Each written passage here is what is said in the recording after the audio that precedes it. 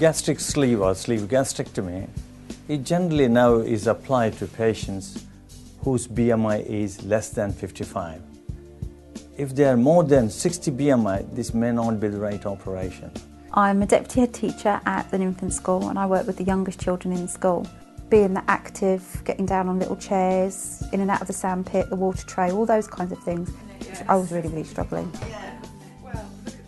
Sometimes in a corporate environment you just feel that people don't take you seriously because you're the big person in the room and you kind of make light of situation. The sleeve gastrectomy now is giving the same weight loss as the gastric bypass, and similarly it is also giving the same amount of benefits, especially diabetes, sleep apnea, asthma, arthritis.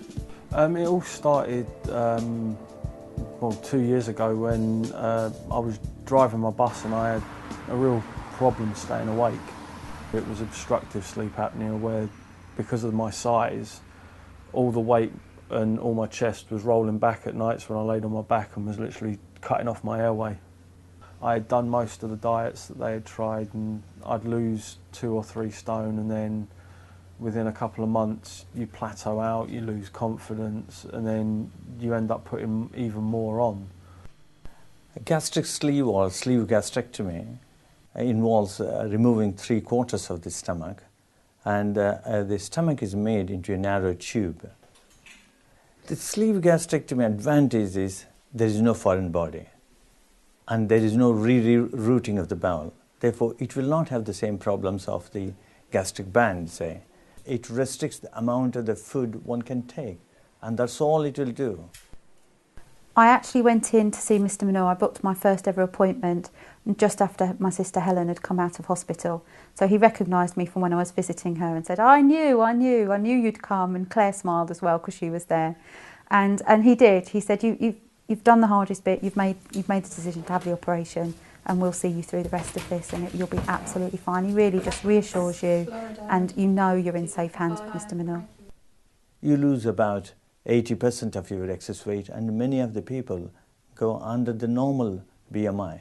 It's worked really well. In the first 2 weeks I lost 2 stone, which was incredible. Within the first 6 months I'd lost probably about 8 stone, and now I've just lost just over 11 stone, and it's 13 months since my operation.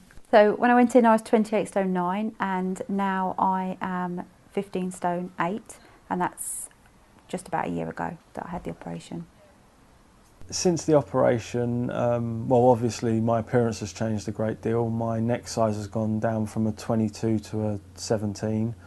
My waist size used to be 56 inches, it's now down to a 42-inch waist.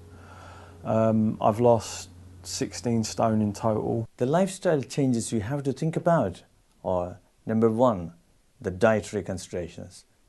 Good amount of protein and vegetables. You need to have the B vitamin supplementation. You need the vitamin D supplementation. Now it's more just I'm eating what I want. I cook more as well, which is more enjoyable for me. Number 2, exercise. The day you have the surgery, you have to start doing exercises. I'm more active, I'm more out with my friends. I really enjoy going to the gym now. I never used to. It used to be more of a slog. Like any surgery, you need to think about the complications which can happen after the surgery. You can have a leak because you have a long staple line, and where the stomach is cut, you can leak. And this could be easily corrected if it is attended to in the first 24 to 48 hours.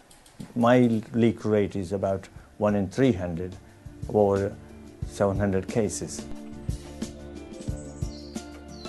It's changed my life, honestly has, when it comes to work, my social life, my personal life. It's made me more confident, which is huge. Life-changing, there's no other way of describing it, for the best. It really is. Everything's great. And now it's a great feeling, and I'm just the person that I've always wanted to be.